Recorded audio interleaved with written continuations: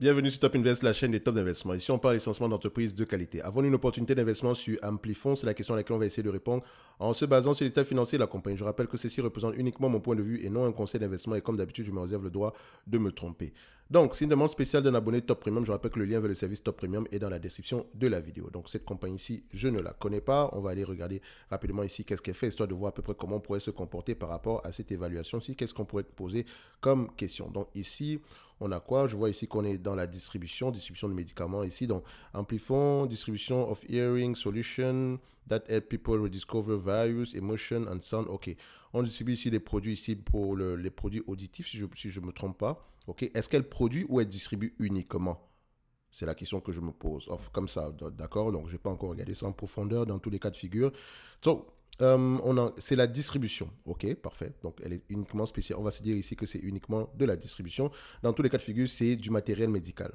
OK, c'est le plus important. Donc, croissance des revenus, première chose à aller regarder. Est-ce qu'on a des revenus croissants? Parfait, j'adore, j'aime ça. Est-ce que la marge brute est stable ou croissante dans le temps? On a une stabilité des marges brutes. OK, c'est vrai ici qu'on a une diminution de la marge entre 2013 et 2015 ici. Donc, il faut aller vérifier pourquoi. Mais il faut toujours comparer. Excusez-moi, comparer. C'est la fatigue. Il faut toujours comparer par rapport au EBITDA. D'accord? Premièrement, on constate que les EBITDA ici augmentent. Donc, peut-être ici, ce n'est qu'un problème au niveau du logiciel. OK?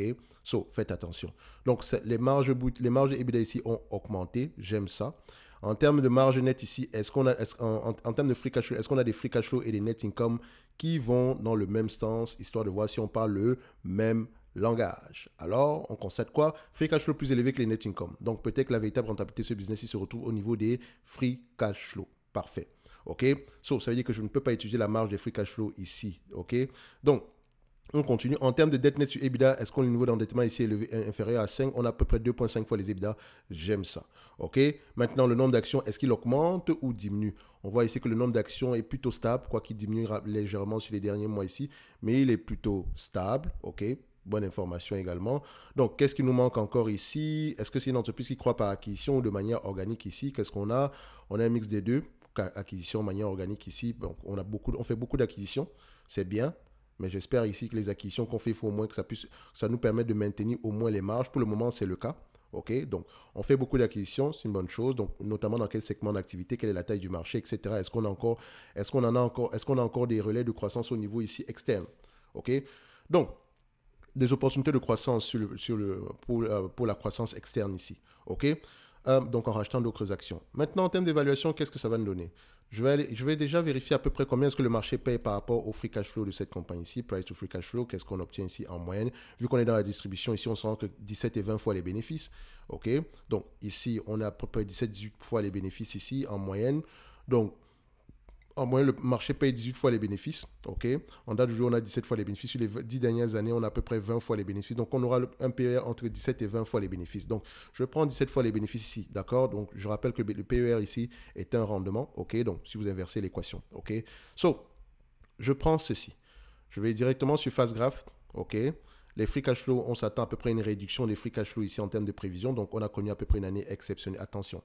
Est-ce qu'on a connu une année exceptionnelle ici en 2021-2022? Toujours aller vérifier. On va quand même comparer avec les operating cash flow ici, surtout de voir si on va dans le même sens. Non, operating cash flow sont plutôt stables. Donc peut-être que si ça serait une dépense en capital ici de croissance. D'accord, il faudrait vérifier. Donc en termes de net income ici, 1,38, donc parfait.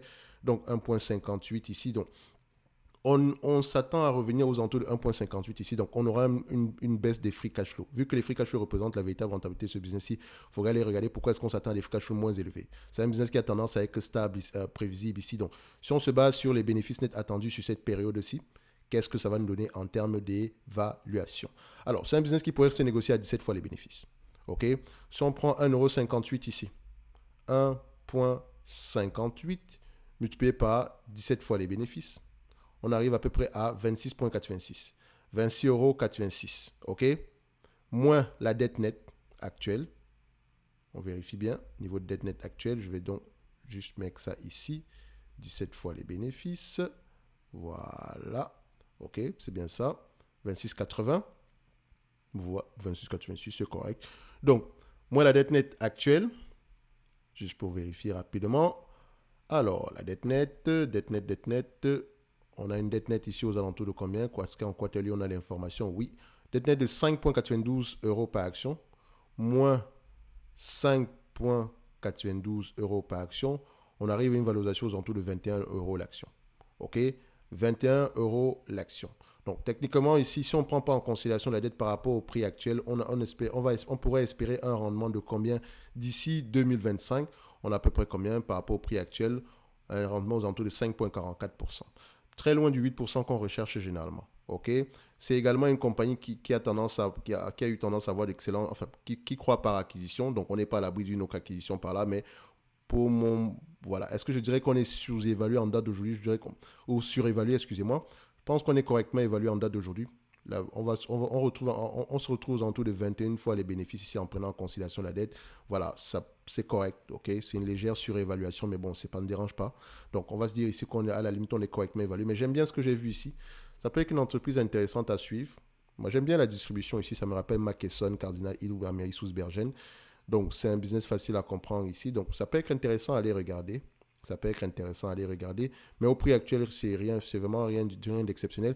Idéalement, si l'entreprise revient à peu près à des niveaux ici à 1,81$ l'action, par rapport au bénéfice, on sera à peu près à 30 euros. Donc, même si on revient à 1,81$ ici, on aimerait avoir un prix aux alentours de combien idéalement? Donc, parce qu'il y a de grandes chances qu'on continue à croître, parce que le 1,81$ ici, on aura peut-être une réduction temporaire ici, mais imaginez, enfin pas qu'imaginer, essayez de voir si au-delà de 2025, on aura quand même une croissance. Il y a de grandes chances que oui, vu qu'elle fait une croissance, elle est essentiellement une croissance ici par acquisition, donc vérifiez toute la taille du marché. Donc, par rapport au rendement que nous, on espère généralement sur ce genre de business, quand on essaie d'investir sur un business ici, donc on voit à peu près, j'aimerais l'avoir aux alentours ici. Si on arrive à la choper ici aux alentours de 21 euros par là, 20, 21, 23, ça peut être intéressant. Surtout si elle revient aux alentours de 181,81 € dans le futur. C'est pour ça que je dis qu'on est à la limite correctement évalué par rapport à ce qu'on a ici. Donc, ça serait difficile pour moi de dire qu'on est surévalué. Donc, ça peut être un business intéressant à aller regarder en profondeur. En tout cas, par rapport aux chiffres ici, j'aime bien ce que je vois. C'est peut-être pas exceptionnel. Enfin, on aura peut-être un ralentissement ici, mais c'est un business qui se comporte à peu près bien. Donc, par rapport au dividende, est-ce que j'ai besoin de vous dire que le dividende en lui-même, il est safe ici? Elle peut vous reverser à peu près 4,85% ici aujourd'hui, même avec le plus bas ici en 2023. Donc, si on prend le 1,24 € ici par rapport aux 29 € ici, on aura à peu près un rendement de potentiel de 4,27%. Elle vous verse 1%, il y a de grandes chances que ça continue à croître. OK? Donc, ce dividende-là, il y a de grandes chances qu'il continue à croître. Le plafond de 20 est à 4,27 et à ce niveau-ci, il est à 5 points et poussière. Je pense à 5,48.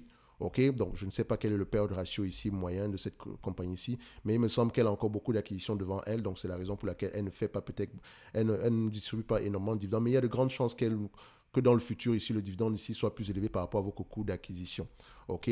So, essayons de voir à peu près la performance ici. Donc, ceux qui ont acheté, imaginez que vous aviez acheté l'entreprise en 2003 ici, le dividende que vous recevez en date d'aujourd'hui est de 15,47% par rapport à votre coût d'acquisition à cette période-là. OK?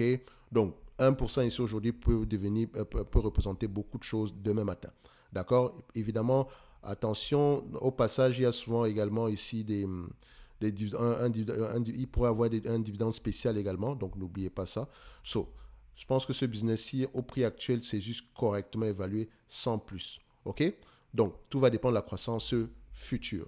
N'oubliez pas, en lien dans la description de cette vidéo, si vous avez le service Top Premium, ainsi que la Top Newsletter gratuite. OK? On se donne rendez-vous sur la prochaine vidéo. Pour moi, Amplifon mérite une place dans n'importe quelle watchlist. Au prix actuel, c'est juste correct. Tout va dépendre de la croissance au-delà de 2025.